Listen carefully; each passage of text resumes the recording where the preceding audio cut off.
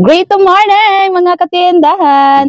Welcome kayo dito sa RTW ni Madam Claire!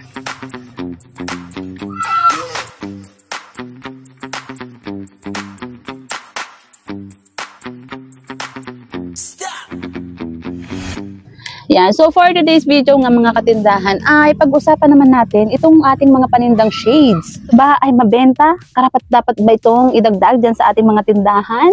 Magkano ba ang puhunan at magkano ang bentahan? Ayan. So yan lang naman yung pag-uusapan natin dito sa video na to. Kaya naman mga katindahan, tara, let's go!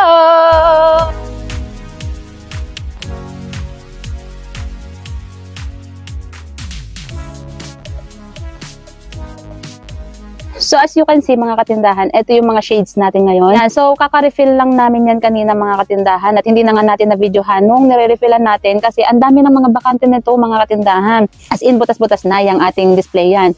Pero makikita ninyo mga katindahan na itong isang side na ito is halos wala na talaga siyang laman kasi naubos na yung mga shades na pagka ginagamit sa gabi tsaka yung mga pang-araw na pang-motor.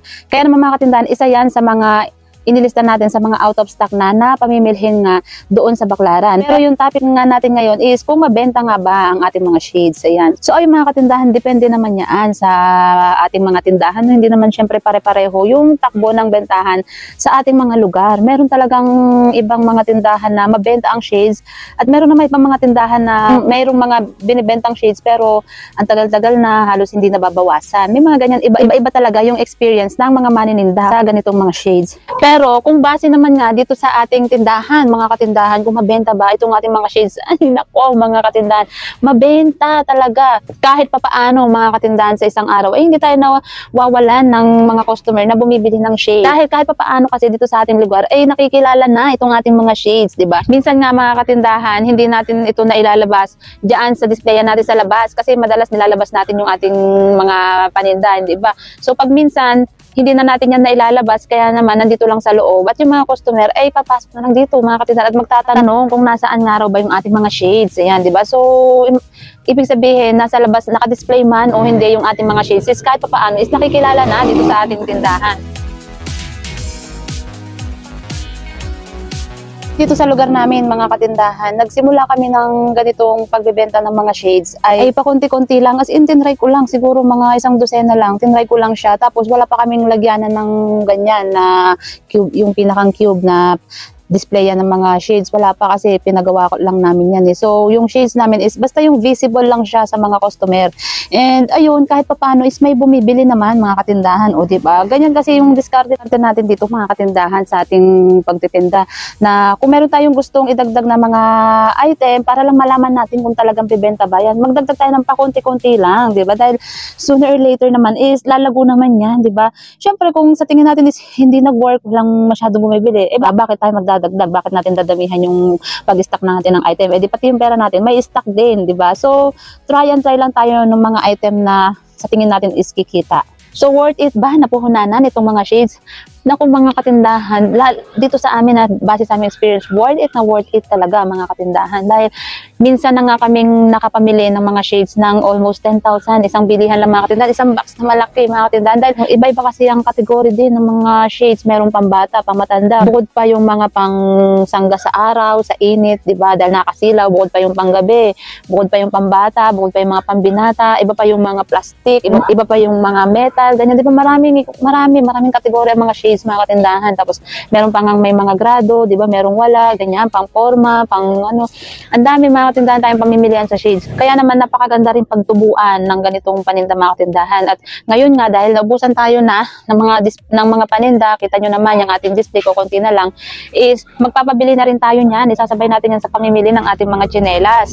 Pero syempre dahil hindi naman na ganun kalakas yung bilihan sa ngayon, di ba? Hindi naman taglakas yung buwan natin ngayon. So ang mahalaga lang is may display tayo. So, yung ating budget para dyan sa ating mga shades is nasa siguro mga 4 to 5K, ganyan. At ipapakita ko yan sa inyo mga katindahan pag dumating na yung ating mga paninda. Kaya kung ang tanong nyo nga mga katindahan ay kung mabenta nga ba itong mga shades, ayan, nasagot ko na ang inyong katanungan. Pero ang tanong natin dyan mga katindahan ay nasubukan nyo na ba na magtinda, maglagay dyan sa inyong mga tindahan? Kasi kung hindi nyo pa naman siya nasusubukan, nako, ay testingin nyo na, lalong-lalo sa panahon ngayon.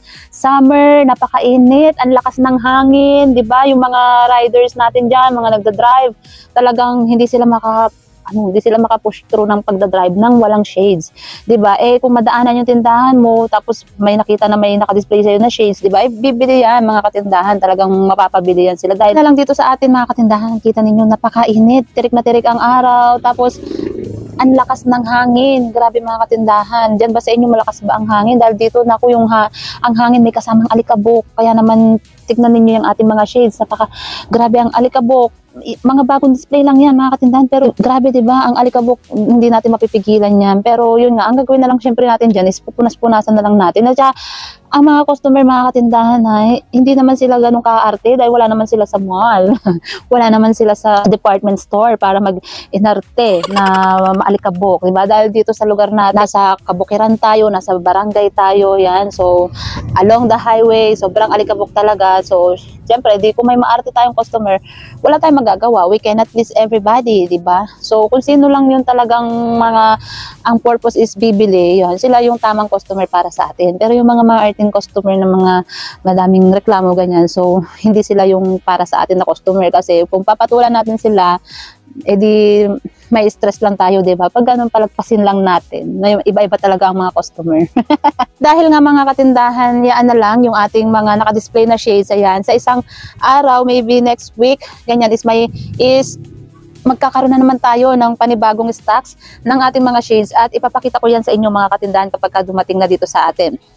So kung may magtatanong kung lumuluwas ba ako, kung ako ba yung namimili or pinapadala na lang ng supplier dito sa ating tindahan, hindi po ako lumuluwas. Ang namimili po ng aking mga paninda is kadalasan yung kuya ko, at ngayon is tinitrain namin yung kapatid ng mister ko. Yan, shout out kay Angelo. Yan, siya yung namimili ngayon ng aming mga paninda. At yung mga shades na paratingin natin is siya yung ating pabibilin, dahil 'di ba, napakaswerte natin kapag tayo ay may mga ganyang kamag-anak na bawa nasa probinsya tayo, tapos meron tayo yung kamag-anak sa Manila na pwede nating mausap sa pamimili ng ating mga paninda para hindi na tayo luluwas, kasi unang-una yung oras natin, yung pagod natin, 'di ba?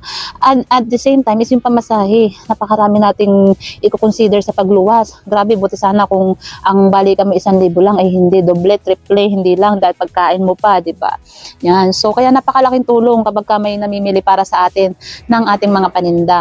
Kaya yan ang aming diskarte sa ngayon mga katindahan, dahil hindi naman nga ganong karami pa yung mga mamimili. Talagang ngayon ay ang mga bumibili lang is kung alin lang talaga yung mga needs nila sa pang-araw-araw ng ating mga customer. Kaya naman, ayun, nakakapagpabili na lang muna tayo diyan sa Manila ng mga nag-out of stock na mga item. At isa na nga yung ating mga shades next week na i-share ko sa inyo pag dumating na. So magkano nga ba ang puhunan ng mga shades? Ayan. So iba-iba kasi ang mga puhunan niyan mga katindahan.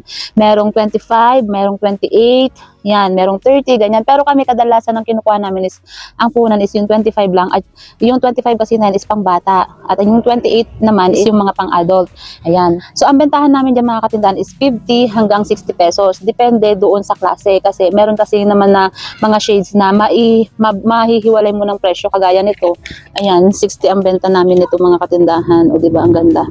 Yung frame niya maganda. Ayan, 60.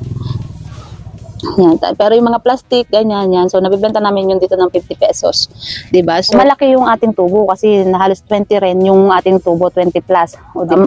Parang maliit lang siyang pakinggan dahil yung tubo natin is 20 something lang. Pero pag pinagsama-sama natin yan, pagka hindi natin yan mararamdaman dahil lalo pag isa-isa lang yung binili. Pero napakalaking tulong yan sa ating tindahan dahil 'di ba, isipin mo naman yung shades mo parang linggo-linggo gaano karami yung na-out natin na paninda, gaano karami yung na-out natin na benta dahil lang sa shades, 'di ba? So hanggang dito na nga lang muna mga katindahan itong ating video. Sana may na-share na naman ako sa inyo, nakapakipakinabang yan sa inyong mga tindahan. Maraming salamat sa inyong palaging panonood and happy selling!